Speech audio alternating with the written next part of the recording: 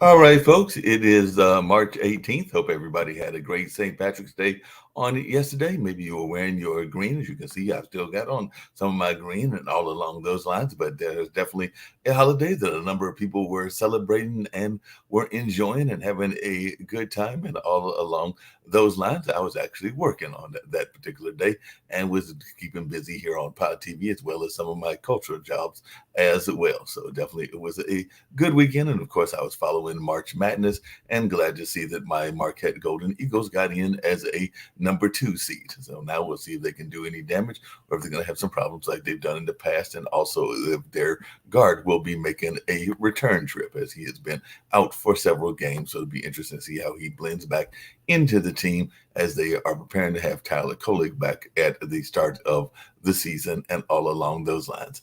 But in the world, there's a number of things that are taking place and a number of things that are going on that folks are paying attention to, including the fact that Putin has claimed a new 6 year term in a vote that has been condemned as not free or fair. And definitely that is something that folks are talking about as he won a landslide reelection victory on Sunday and extended his one man rule over there in Russia, despite not having a credible opponent and all along those lines. So that is definitely something that people will be talking about, and we'll be definitely getting to some news items around that and other things as well. And the IDF has ordered the evacuation of Gaza's Al Shifa hospital and surroundings. So definitely that is something else that we're seeing as that conflict continues to rage on as well. So definitely a lot of things are going on in the world, including the fact that India is having probably one of the largest elections of all times and all in that space. So I think it's supposed to last for about a month, but India is to hold the world's biggest election starting April in over a month-long exercise. So definitely we're finding out about Narendra Modi and India's upcoming election. So that is the date that has been set for the largest Democratic election in human history. So we're going to find out how they're going to manipulate or maneuver. I shouldn't say manipulate, but maneuver all these people around and all in that kind of way. So it ought to be quite fascinating and all in that kind of space. And I mentioned Putin earlier, and apparently he is warning of a full scale World War III in his victory speech. So that is something that he is talking about and talking about the possibility of that happening. So we'll see what happens in that regards. And of course, as I've been reporting in several shows, Haiti, that little small country, is definitely in a state of disarray as a lucky few have escaped that island nation, and millions are facing gang rule, hunger, and chaos. So definitely there is some unstable political leadership, and there's a number of things going on with their machete welding militias who are battling gangs in Port-au-Prince as Haiti's elite are vying for power. So that is something else that is going on in the world. And the second aid ship is expected to set sail for Gaza as Palestinians await distribution from folks that are trying to help that famine stalked area and all along those lines. And there's also talk of the political futures that are going on in England. So Kemi Badenoch is dismissing speculation about ousting Rishi Sunak. So definitely only one or two Tory MPs are plotting against Sunak, according to Badenoch. And politics. Sunak is not interested in Tory leadership speculation, is what folks are saying in that space. And Ben Wallace has warned that it's too late to replace Rishi Sunak. So that is something else that we're seeing in the world as well.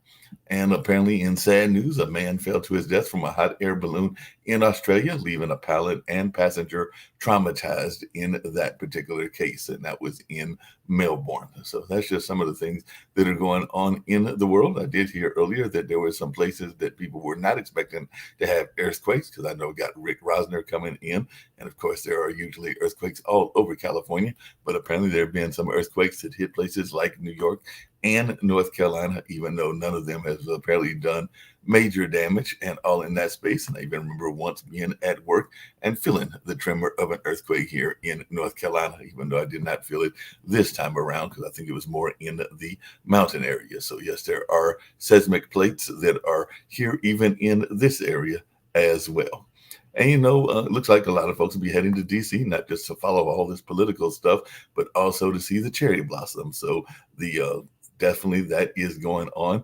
And DC's cherry blossoms just hit their earliest peak bloom in 20 years. And definitely some scientists are saying that that'll keep happening earlier and earlier. So cherry blossoms from the DC area are definitely out there, and folks are always glad to go to that kind of tourism kind of idea and see how that is going as well. So it'll be interesting to see what folks have to say, and if any of our folks are planning to go check out the cherry blossoms and what they might be doing in that space.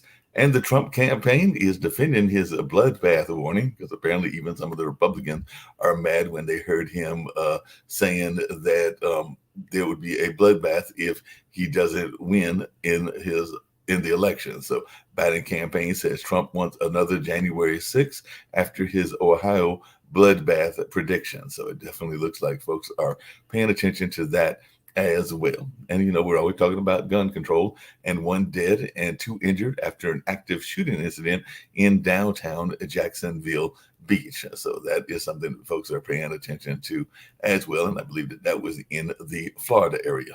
And the Supreme Court is to hear arguments on free speech and social media. So that is something else that we might get around to talking about as well. I do have a guest, and maybe even some other guests that'll be coming in, but I'm going to bring in the first guest who has definitely been involved in a number of things, including the legal field and all along those lines. So looking forward to hearing what Mike's got to say about some of these things that I've been talking about and all along those lines. I'm going to bring in Michael Vetter, and Michael Vetter is definitely a interesting individual. So we're going to hear some of what he's got on his mind, and he is a practicing attorney and all along those lines. So it ought to be quite fascinating to hear some of the things that Michael Vetter has got going on. And I did have, as I mentioned, Nick Palveda, one of the founders of the network, is here, and he is a lawyer by trade. And I know that you are a lawyer by trade, and I know that a lot of times we just had daylight savings times, and a lot of folks are saying that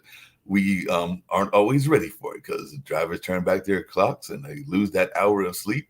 And during that time, it looks like a lot of drivers make mistakes. And right here in North Carolina, we've got a lot of active deers, and there are definitely with those new drivers behind the wheel and coming out when the deers are active, there's a 16% increases in crashes with deers. And it looks like one of the things that you're saying is that young drivers need to educate themselves on what to do if they get into an accident.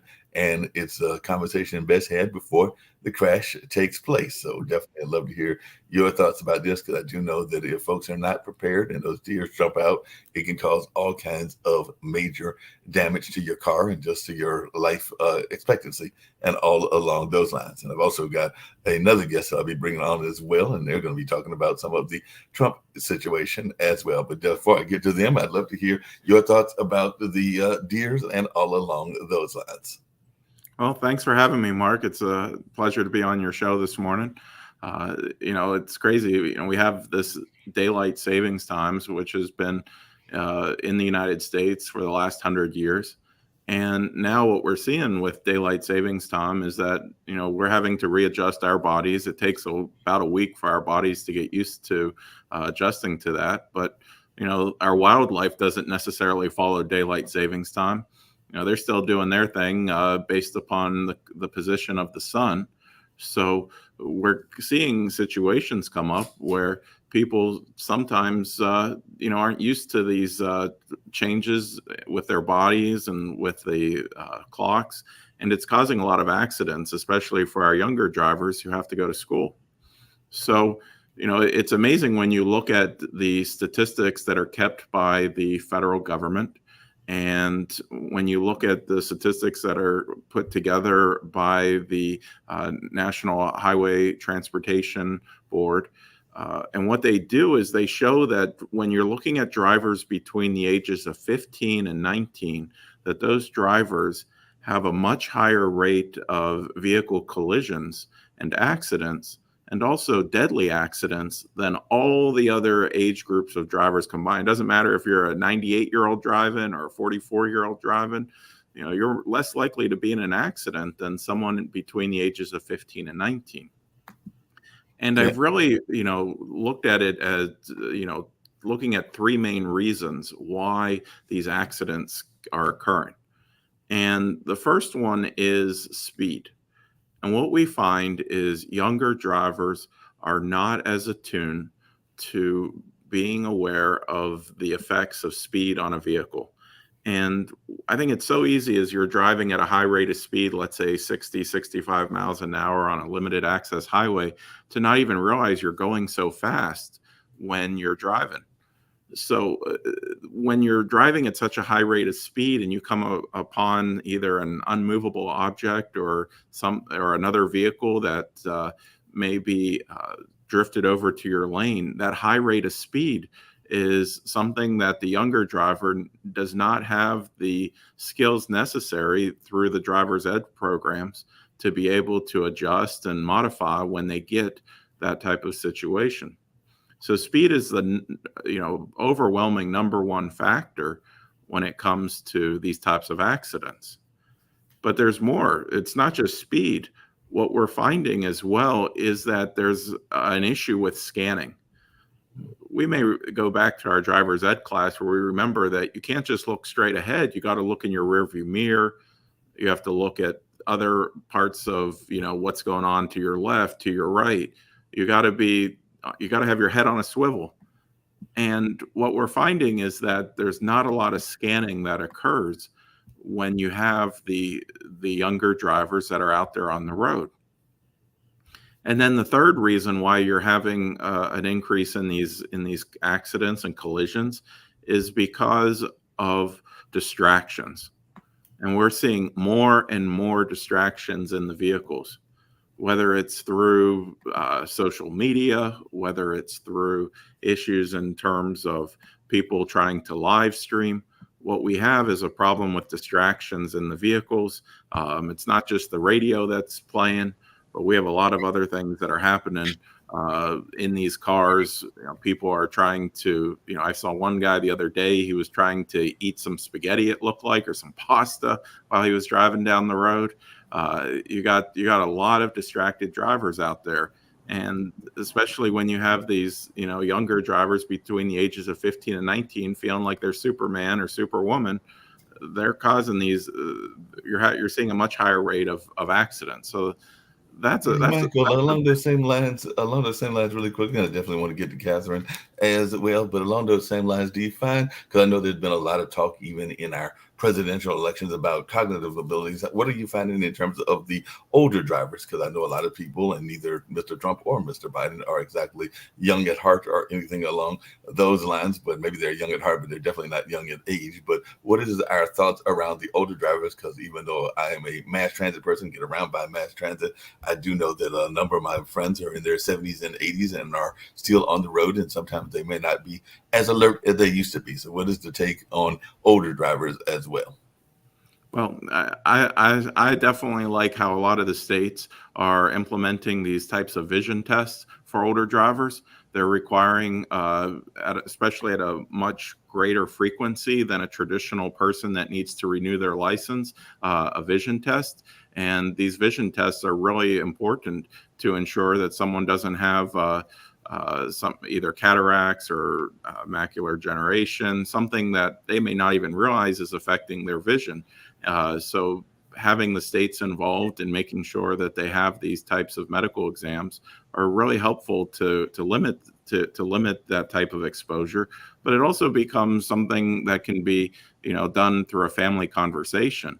If someone notices, and that's why family and friends are so important, that someone is having an issue with driving, or they observe that someone may, be losing a little bit of their faculties, to have that conversation. It's the same thing in reverse with younger drivers, in that it's really important, I find, for families to set house rules in terms of, hey, you can't have more people in the car than the number of seatbelts. I've dealt with cases, unfortunately, where the kids have been piled into a car like it was a clown car. And we have too many, and unfortunately, when you put all those kids in the back seat and people are sitting on each other's laps, well, that's a recipe for disaster I've seen in clients that I've represented. So being able to have that type of house rules and make sure that they're followed by the family is something that I find very helpful to deal with both younger and older drivers. You mentioned speed. Go ahead, Rick. You mentioned speed, and the destructive energy in an accident is proportionate to the square of the speed, which is, if you're going 60, your car has 4 times the destructive energy if it crashes into anything as a car going 30, 9 times the destructive energy of a car going 20. I'd like to, like, I live in LA where the drivers have gotten worse. And I'd say one possibility is, like, at least 2/3 of Americans, probably more than that, have gotten COVID. And COVID is shown to cause brain damage. If you get hospitalized from COVID, it ages your brain by 20 years. And so if you've got a bunch of people if the national IQ has dropped from COVID, which it probably has, that means the national IQ of driving has probably dropped. And along the same line, go ahead, Mike. Yeah, and it's interesting because not only do we just have automobiles today, but we're seeing so much more motorized scooters. We're seeing golf carts on major highways. We never saw that 20 years ago. And we're seeing more and more accidents because you have people, rather than just being a pedestrian, they're taking scooters, they're taking golf carts, and they're trying to maneuver with an 18-wheeler on a major street. And the 18-wheeler more often than not is going to win when it goes up against a golf cart or someone on a motorized scooter. What's the impact been of the electric vehicles? Because I know that I think Nick isn't always the biggest fan of that particular type of vehicle, and all along those lines, I mean, one of the founders here, and he might jump on to the conversation later and everything. But I do know that here in North Carolina, where we're based at, is definitely seen a lot of those that are coming into play. I know there's a lot of them in California as well. So how has that been impacting this notion of electrical vehicles? Well, it's interesting. Just because you have an electrical vehicle doesn't mean that you have a smarter driver or a smarter vehicle. What you're still seeing is a very high rate of collisions, regardless of whether it's an electric vehicle, a gas-powered vehicle. But where I'm seeing a big problem is this use of the autonomous vehicles. One of the big problems was actually out in Northern California, where there was a company that was involved in autonomous vehicles, and they had them out on the road.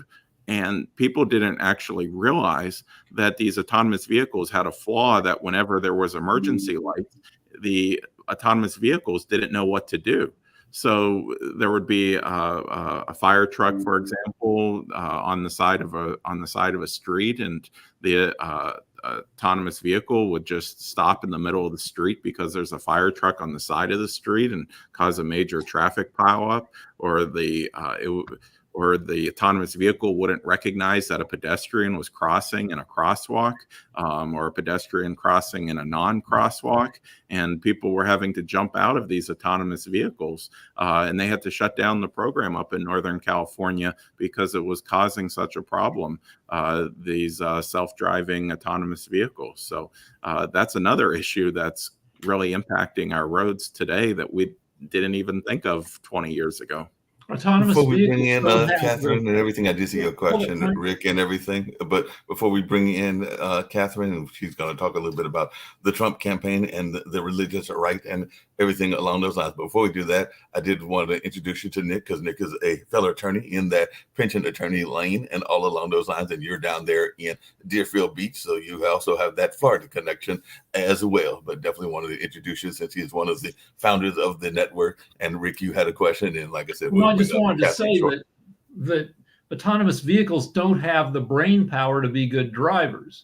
Where we've seen AI that does amazing stuff with like Chat GPT and with like AI art, but those are built from server farms with billions of data points that occupy a whole room. You can't cram that. There's no room for that amount of information in today's computers to fit inside a car. So you don't have, any kind of really great AI working in a car. You've got these, they're not smart yet, and they shouldn't be driving in a lot of situations. And Jatovi, who's also one of our other commentators, mentioned that Tesla faked their self-driving videos and everything. Mike, I hope you stick around with us and everything, because definitely we've got an hour in this program. But I did want to bring in Catherine Stewart, who has brought in a number of conversations around the nature of the religious right, and even the religious right and how it has been playing into the political landscape and all along those lines. And if I remember correctly, she's actually, because we were talking about St. Patrick's Day earlier, is in the Lisbon area. So if I remember correctly, she might even be in Ireland itself and everything, but she's been studying the rise of the right, not just here in the United States, but around the world as well. Am I correct in saying that, Catherine, and everything? If you'll share a little bit about your book and the things that you've been talking about, because you even mentioned, I know in the press release I got from you, the Donald Trump quote about this being a war of right versus wrong. And we've seen that in a number of elections where Trump has tried to paint it as a religious kind of battle and everything. But I'd love to hear your take on it and about your book. Thank you so much for having me on. It's really a pleasure to be here. And yes, indeed, Donald Trump plays on religious nationalism in the way that a lot of authoritarian leaders do. They exploit religion for politics and power. Religious nationalism in the American context is Christian nationalism, but it's not a religion. It's not Christianity. Again, this is really the exploitation of religion for political purposes. And we can see this over and over again with Donald Trump. Often when he delivers his speeches or gives rallies, he's got a preacher to his right or a preacher to his left. And it's as if to say, look, I'm surrounded by holy men, so I've got the righteous on my side. I think he at one point said something along the lines of, I'm God's candidate. Most devoted followers, they actually refer to him as a biblical figure, like a King Cyrus or a King David, an imperfect ruler through whom God chose to enact his will. So, but this is something that we see around the world with leaders who would be authoritarian leaders or authoritarian leaders. When you look at Vladimir Putin in Russia or Erdogan in Turkey or leaders in Iran, when these leaders bind themselves very tightly to ultra-conservative religious figures in their own countries in order to consolidate a more authoritarian form of political power, we rightly recognize this as a form of religious nationalism. And they do it to bubble wrap themselves in sanctimony, to inhibit any democratic check on their power, any investigation of their corruption, and of course, to inhibit any investigation of abuses they may be perpetrating against their own people. So religious nationalism is something that we've seen all over the world and throughout history. And unfortunately, we see this dynamic playing out in the 2024 election with Donald Trump as well. And Ms. Stewart, just along those same lines and everything, I know the rest of our panel may have questions for you as well. But one of the things that I know that me and Nick are in the state of North Carolina, we have a lieutenant governor that is running for governor, and he has definitely been making appeals to the evangelical community and everything, that being Mark Robinson. And even if you watch a lot of the commercials, they are all about that he is doing the morally right thing and that this is a Judeo-Christian nation. And that's not just his campaign, but it's also been the campaign of certain senator candidates or senatorial candidates and all along those lines. So I just wanted your take on this evangelical base and whether this base is a base that candidates should be paying attention to and all along those lines, because I do know that I'm seeing a number of TV ads where they seem to be appealing to the moral attitude of their voters. Yeah, I just want to pick up on something you said when you talked about it being an evangelical base. This is a movement that does include a large number of evangelical voters, but it also excludes a large number of evangelical voters. And it draws in, like, the evangelicalism is very diverse in our country. And the movement draws in people of both Protestant and non-Protestant religion. The movement frankly would be nowhere without a cohort of ultra-conservative Catholic leaders. And it even draws support from people who are not Christian at all. I think about one of the largest funders of I would say, right-wing politics and also parts of the Christian nationalist movement. Barry Seid, who was a Jewish billionaire, Barry Seid from Chicago, is an octogenarian. And he just made one of the largest political donations I think the country's ever seen. He established $1.6 billion to form the Marble Freedom Trust, and he put a fellow named Leonard Leo in charge of it. Leonard Leo has been a very important figure in sort of the ultra-conservative Catholic world, and has also played an outsized role in shaping the courts and the judicial strategy for this movement. So it's what unites this movement is not any particular sort of theological ideas, but rather a kind of common political vision.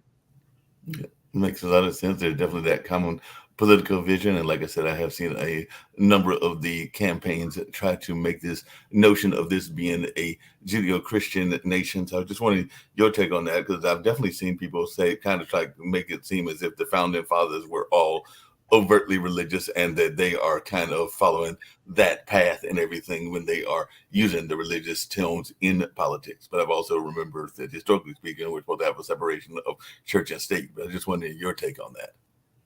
Yeah, I mean, that's a really important point. This is a kind of a movement that promotes a type of exclusionary nationalism, the idea that there are certain people who are of the correct religious and political viewpoint, and certain people who are don't really belong because they're not of this certain distinct religious and political viewpoint. It's about sort of who gets to properly belong in the nation and who doesn't. And let's be clear, our founders were a theologically diverse group of people, but they did exclude the only mention of God of religion in the Constitution. There should be no religious test for a public office.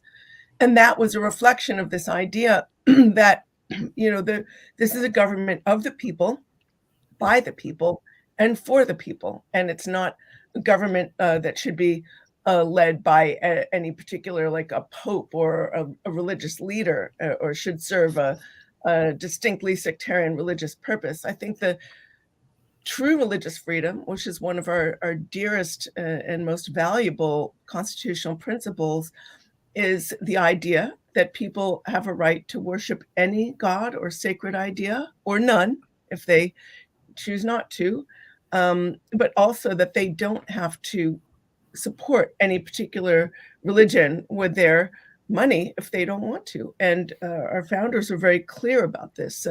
You look at letters between Thomas Jefferson and James Madison. They thought the idea of being compelled to support a church that they don't want to compel support with their money is a form of tyranny. They called it tyranny.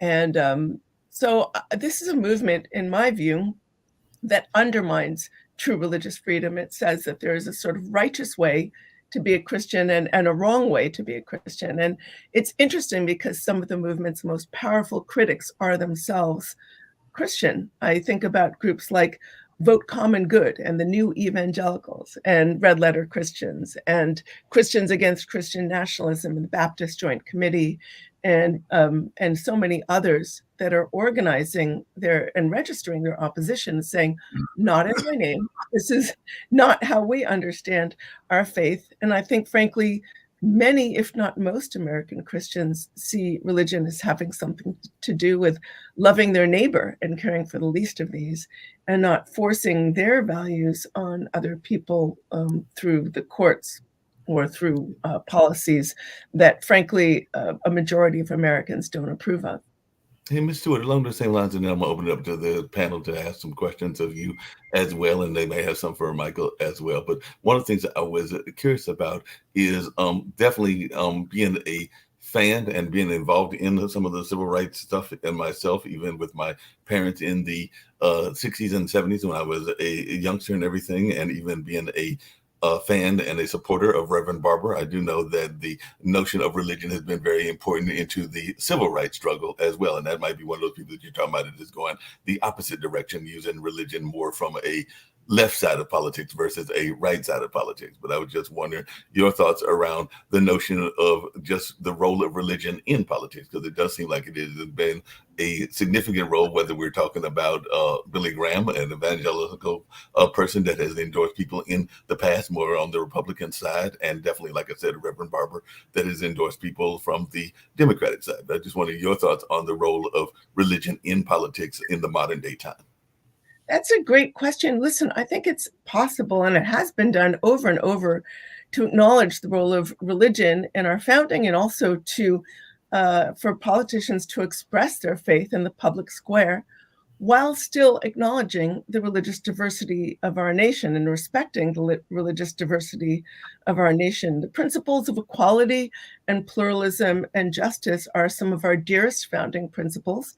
They have never been applied perfectly, let's say, but they are ideals to which we should all ascribe to. And I think that there are many religious voices that reflect that and seek to pursue those positions in their public statements and also in their policies. And just really quickly before I open it up to the floor and everything, I was actually thinking, and I mentioned it earlier, there is a major country. It is a major country in terms of the world population that is about to hold its election in April. And I do know that religion has played a part in that as well, because in India, there has been definitely conversations around a number of things in that space with definitely not just Western religions, but also the notion of Hindu and other kind of things that are going on in that space. And so they're going to try to, and they will be holding the world's largest democracy elections there in the month of April. They're supposed to go, I guess, from April to May. So they're supposed to last for about a month. But I just wanted your take on the role of religion in places like even India and China as well. Yeah, listen, again, religious nationalism is not remotely unique to America. We've seen it. We see it with Modi in India. We've seen it with leaders in Iran. We've seen it even with Erdogan in Turkey. But you know what's very interesting? You could talk about a place like Russia and call it, theocratic in the way that they are trying to have an official religion and force a kind of ideas, religiously inflected ideas into their public policy, sort of patriarchal ideas or anti-LGBT ideas and things like that. But these countries are often more aptly described as kleptocratic, nepotistic, authoritarian countries where you have suppression of political free speech, absolute suppression of political opposition, where the leaders are kind of operating in secret, handing off, certain rights to their friends, the rights to access public money or the access to, whatever development deals and things like that. So again, I think the religion part of it is in a way it's a way to bring around the little people, to get the sort of rank and file on board. If you can get people to vote on an issue like abortion or same-sex marriage, like if you can get people to vote on a single issue, you can control their vote. And I think about this in the American context, where a lot of people, when they cast their vote, say to end abortion or defend the traditional family, they're really not arguing for major differences the way our countries run. They're really making a statement about what they value in themselves. They say, well, I support families, so I'm going to vote for the pro-family candidate. But what they end up doing all too often is, the candidate that they're voting in with those policies, it is actually also supporting far-right economic policies that are stripping rights for the workforce, that are intensifying economic inequality and making it so much harder for so many American families to succeed. And we've seen this over and over. A lot of the funders of this movement, now this movement in America is incredibly well funded. The people who fund it are often extremely rich. I think about Barry Seid, who had enough money to donate $1.6 billion. You think about the Betsy DeVosses of the world and the DeVos Prince family. If you think about the Bradley Foundation, the Sky Foundation, if you think about the Green family and the Wilkes brothers, who are these fracking billionaires, or the Koch brothers, they're much more motivated by far-right economic policies and policies that are going to increase their already incredible wealth than they are in the right-wing positions in the so-called culture wars. I mean, if you want to have fun one day, just Google Betsy DeVos's yachts. There's multiple yachts out there, and they are really something to see. So are they really after, an end to same-sex marriage, or do they really care about increasing their fortunes and justifying their massive fortunes? So there's a huge economic benefit to the people funding the movement, but it's very hard to get the rank and file to vote on policies that are going to strip rights for the workforce. Oh, and by the way, Ms. Stewart, just along those lines and everything, and I do see we've got Shaquille and Dan Worthington, and there have been a number of people that have mentioned the fact that there is not just that kind of money in the right-wing side of politics, but there is a lot of money that is coming to certain organizations from the left as well. So I just wanted your take on that, because I've heard, and Shaquille has brought it up to me a couple of times, that there are a number of the organizations that are seen as forefronts of the more left side of politics that have gotten some significant money as well. I don't want to put words in Shaquille's mouth, but I think that he has given me that note before and everything along those lines. But I was just wondering your take as to whether this kind of money in politics is on both the left and the right.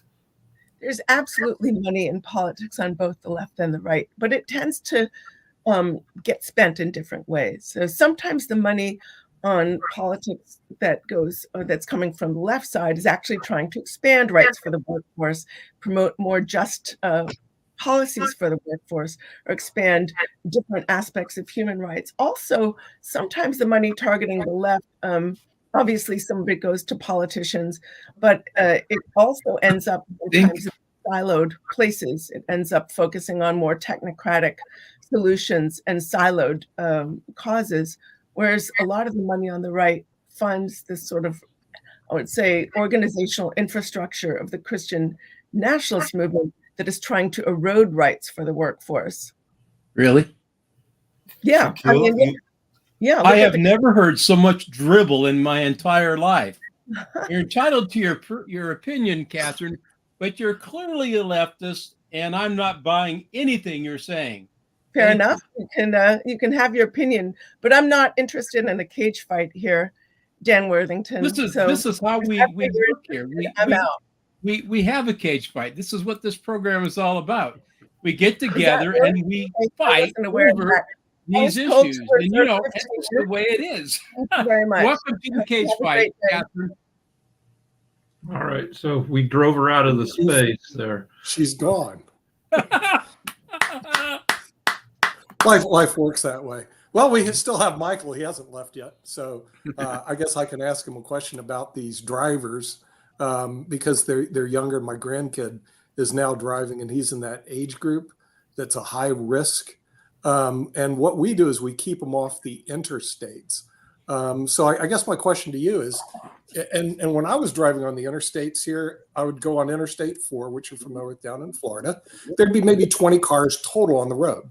I drive down your neck of the woods on Interstate 95, bumper to bumper, going 70 miles an hour. And come on, you're a 15-year-old kid and you're getting into that.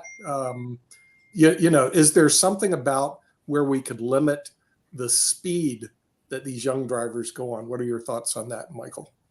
Sure, and you're perfectly right. And it's not just during rush hour where we're seeing bumper to bumper traffic. We're seeing traffic 11 o'clock at night, 6 a.m., right. 8 o'clock in the evening. It doesn't matter the time of day. There's just a plethora of vehicles on these major roadways and these major interstates. I think it would be very challenging to limit the speed on these large interstates, because if you have one vehicle going slower than the rest of the vehicles, you're going to have a major problem with the flow of traffic. We saw that with some of the states. I think it was Michigan at one point. They ended up having a separate speed limit, which was about 10 miles an hour slower for trucks and 18-wheelers and RVs. And it was a major disaster over in the state of Michigan, because all these trucks and would drive at their speed limit, and you had all the rest of the cars which wanted to go their speed limit, which was 10 miles an hour faster, and they would get stuck in these big, especially along the 2-lane interstates in the rural areas. There would be nowhere for them to pass these slower moving trucks, and they were like, well, we're just going the speed limit, so we can't do anything about it. So they ended up having to repeal that and have everyone go drive the same speed. I think it gets back to more so of creating a system where you have a graduated system in place through driver's education, through learner's permit processes, and to help do those types of regulations to help improve and lessen these accidents. Up until about a year ago. What his parents did is he can only go on roads that have speed limits less than 55. So basically, he's banned on all the interstates, and he's banned on, there's certain state roads here which the speed limit is 70 miles an hour on a state road, and they fly down at 80 miles an hour. So he's banned on those roads. What are your thoughts about, hey, with these young drivers, just don't let them get on these roads where you can go 70, 80 miles an hour. In other words, just ban them until they're like 21 years old. Make them take back roads. What's your thoughts on that? Sure. So I see it more done at the family level, because again, you may have a very bright, someone that's really diligent, really intelligent, really able to, have that experience because they're driving as part of their job in terms of paper deliveries or whatnot, and just starting it out at a family level.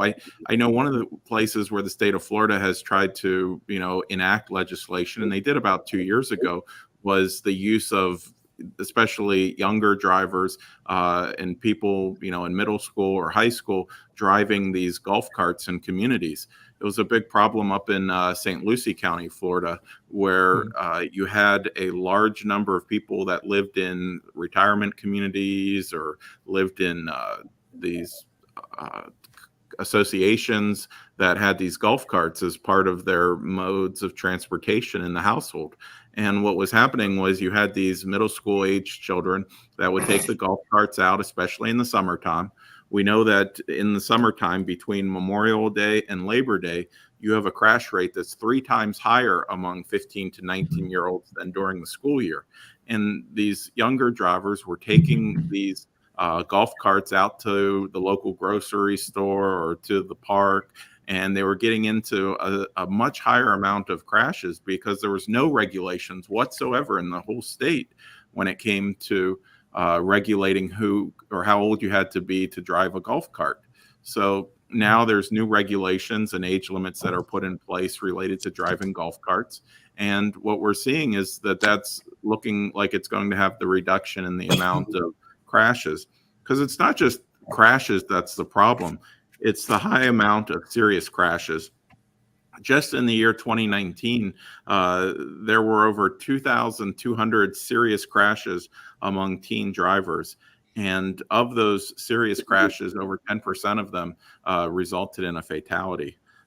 So, and that's over, looking at, teen drivers, which really, if you look at all the drivers on the road and you take the statistics from the state driver's licensing boards, they only make up about 4% of the overall drivers, but they're having such a high serious rate of accidents.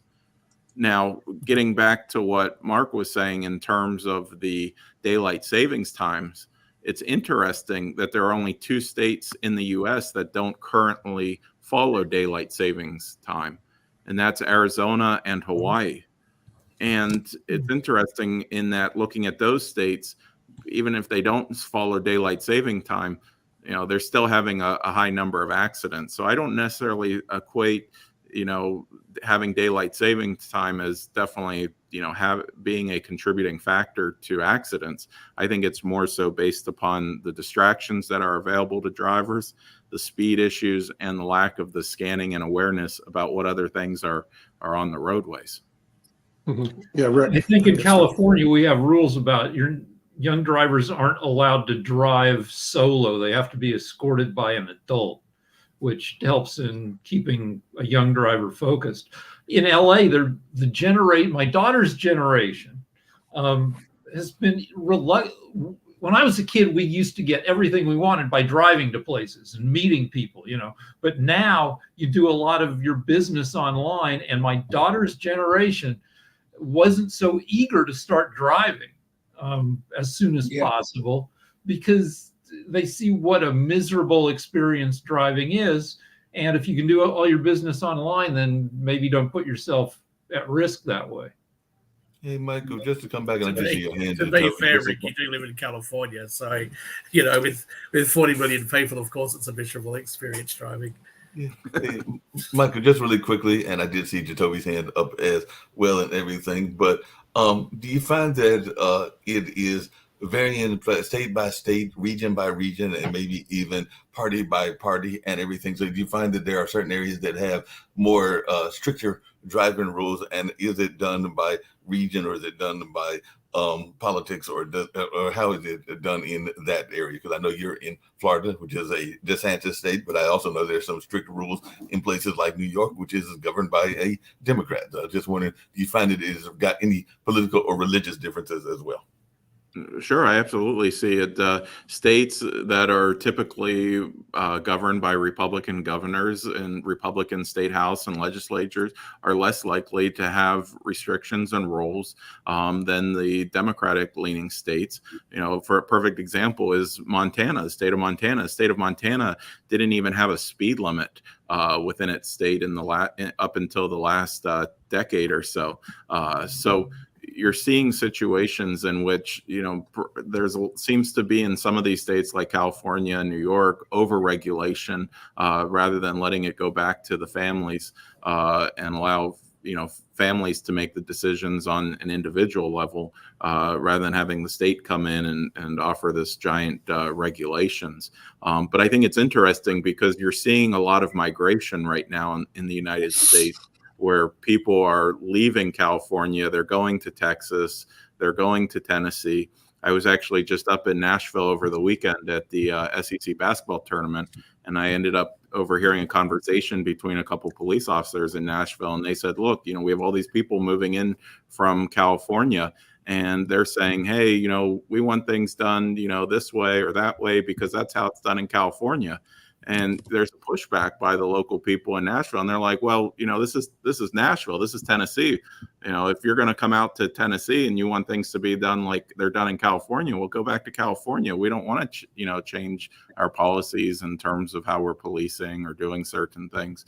So it was quite an interesting conversation to see how people at a local level, and especially in the United States, which is so diverse, have these big regional differences in terms of government, in terms of the philosophy, in terms of how things are to be done at a community level.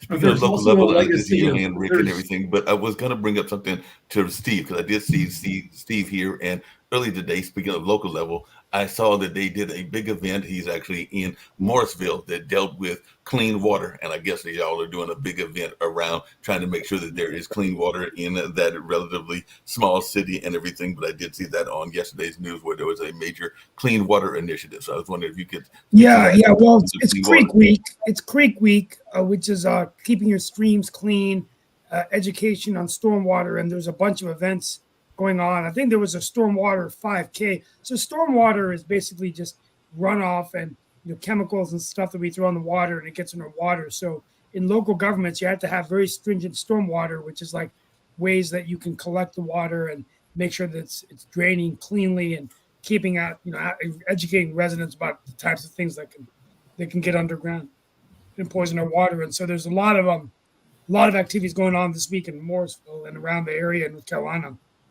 It's called Creek Week, and no,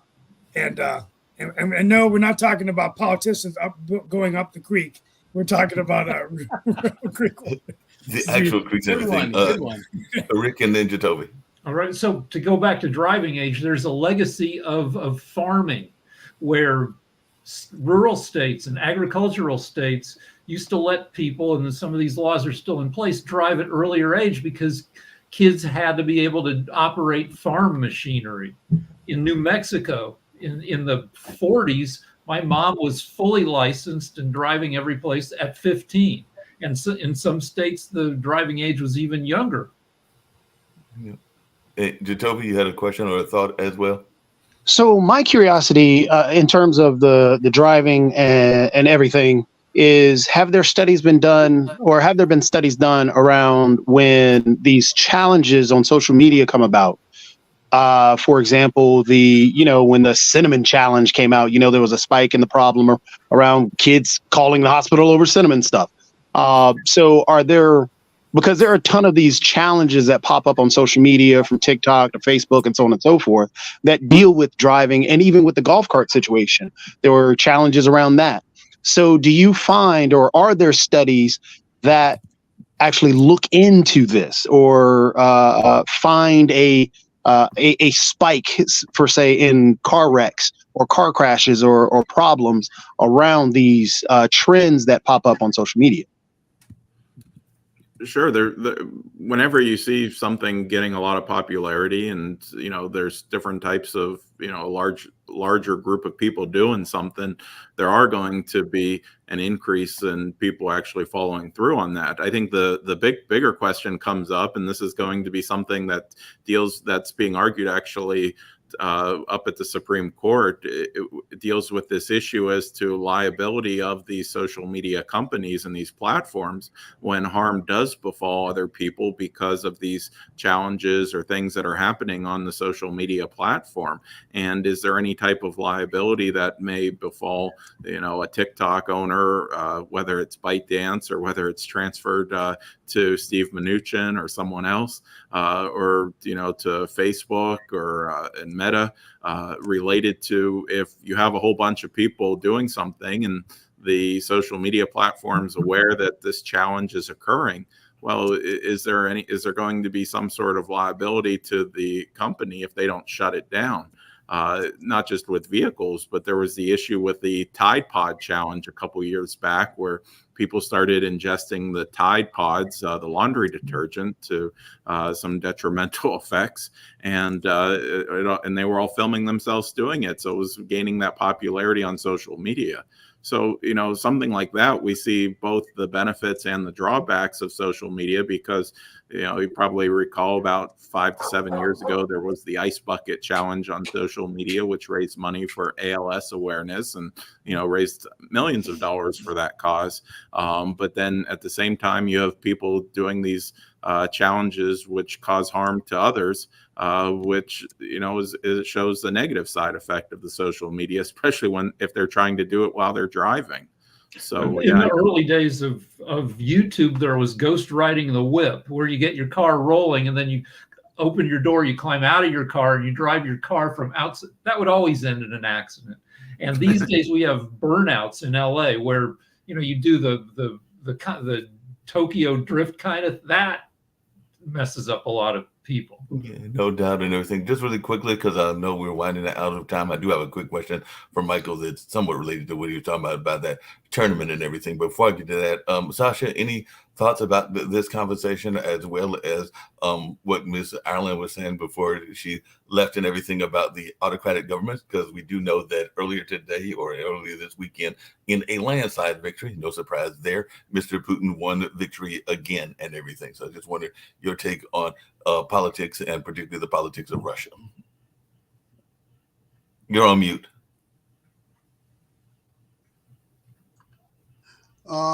It's too bad that she left so early, because I had a few questions to her, but when is she coming back? I'm trying to get her back to come back. I've sent her an email, so hopefully we'll get her back either tomorrow or in the near future and everything, but I've definitely reached out to her.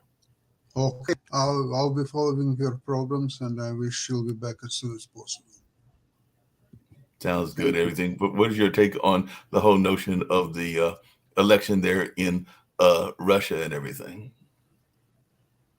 Well, Putin, last election, he scored, this one was 88%, and before that it was 76%, and before that he had 64%. So next election there will be 100%, and the following one will be 112%. That's my predictions. You might be right there. I did watch yesterday on, I think it was 60 Minutes, a whole report on some of the dissident folks that are speaking out, and they're actually using, ironically, YouTube, because there was a group of folks that have part of a radio station there in Russia, and they have gone to YouTube to report their news. And all along those lines, it was a husband and wife team that they were talking about, and I think there was also some people that were using the graffiti of the train and some of the posters to protest as the Russians were having to go through Lithuania to make a stop and everything. So definitely it'll be interesting to see. If you haven't seen that piece, it was on yesterday's 60 Minutes report. Just really quickly, and like I said, I know we've only got a few minutes to go. Steve, before she left, we were actually talking about other politics that are going on, and I mentioned that an area that is very dear to you, I think it might even be dear to Shaquille as well, which is India as well, is holding one of the largest elections, and folks are wondering about Modi and his future and all along those lines. But I just wanted your take, because I think it's supposed to start in April. It's supposed to last literally for a month, the entire election process, not just the campaigning, but the actual process of voting, because y'all have a very I think Modi's, and then I'm going to close out today. I want to thank our guests for joining. Sorry I was late today.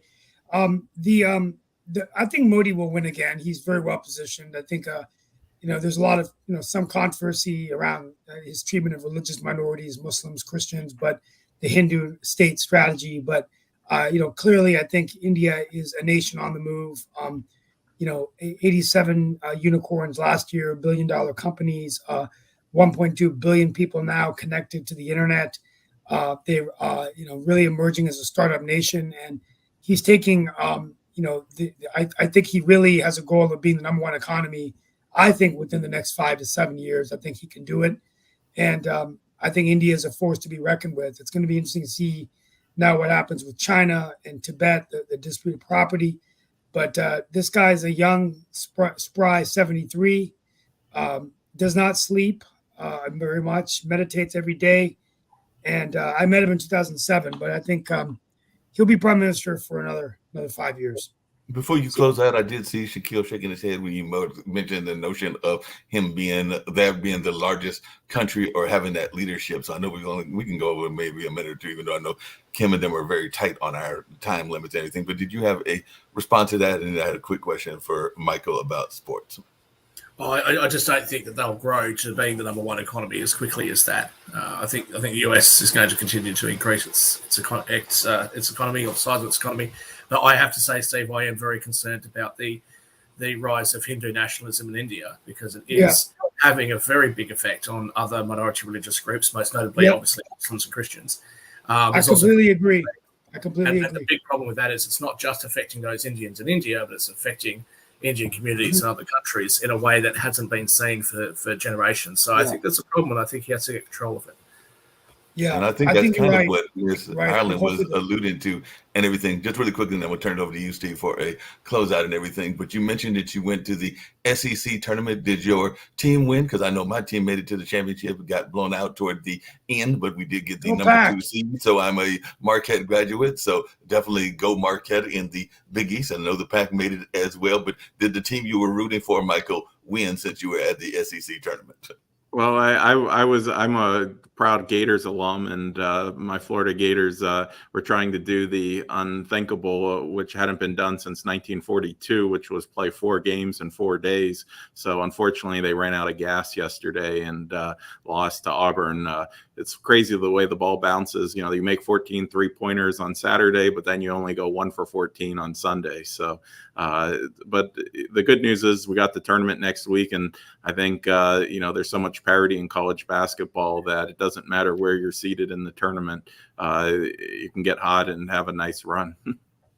No doubt about that and everything. And like I said, his Steve Rouse, the North Carolina State team, did the impossible. They ran through 5 teams in 5 games, and that's actually how they got the bid, even though they were not expected to get it at all. So, but I know that Jatovia, I remember correctly, is a Carolina fan, and Carolina did get the number 1 seed. And all I'm not a Carolina fan.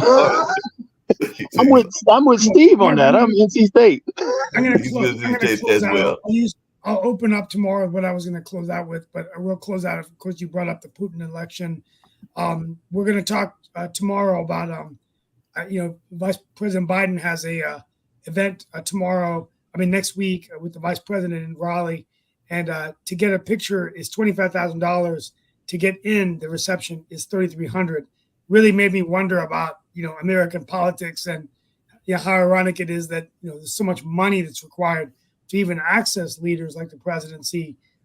It's a fundraiser to raise money, but it really made me wonder about whether the Democrats themselves are becoming a party of the elite. And every time they have these large fundraisers, they're actually taking it away from the people that can't afford to pay this kind of money.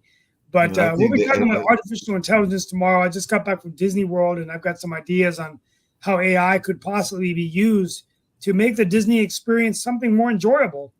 Imagine if one day we could bring Walt Disney back to life and actually have him talk to us about innovation and things like that. And I think that also I visited the Hall of Presidents. That's not just national things that are doing that, because even as you know, I work at the Hayti Heritage Center, and we're talking about doing that even with the mural that exists on our upper floor and some other things. So even smaller organizations like the Carolina Theater, the Hayti Heritage Center, and a number of others, even some down there in Deerfield Beach where Michael is, are looking at that notion of having people that weren't around give a presentation. So that is something that even smaller organizations are looking at as well. And to your other point, I think that that's kind of where, even though she was labeled by certain members on the panel as being on the left, and I'm not saying she isn't because I don't know enough of her politics, but I do get the impression, and Michael can disagree with me or agree with me, that was kind of where Mr. Ireland was going, was that there's a lot of money and probably too much money in politics, is the impression that I got from her, some of her remarks and everything. And like I said, there might have been some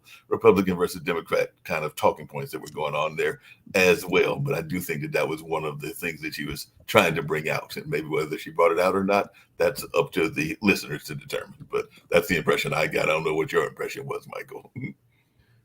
Yeah, I'm sure. I'll run to the next show, guys. Thank you very much. What are you going to say, Michael? What are you going to say? Yeah, I'm sure she probably is a little more left leaning based upon some of her comments, but I definitely had some additional questions on what she had said. So I'm sorry that she wasn't able to stick around the whole time today. Exactly. Well, we'll be back, and hopefully we'll have you back as well. And hopefully we'll have you back on another show. But it was a great conversation. I look forward to having you make a return trip, but I thought you brought in some great insight. But right now we're going to go to Economics Monday with the Honorable David Walker. And we've also got Media Monday coming up at 1:00. But definitely glad that you were able to join the conversation. Thanks for having me, Mark. Have a great day. Do say.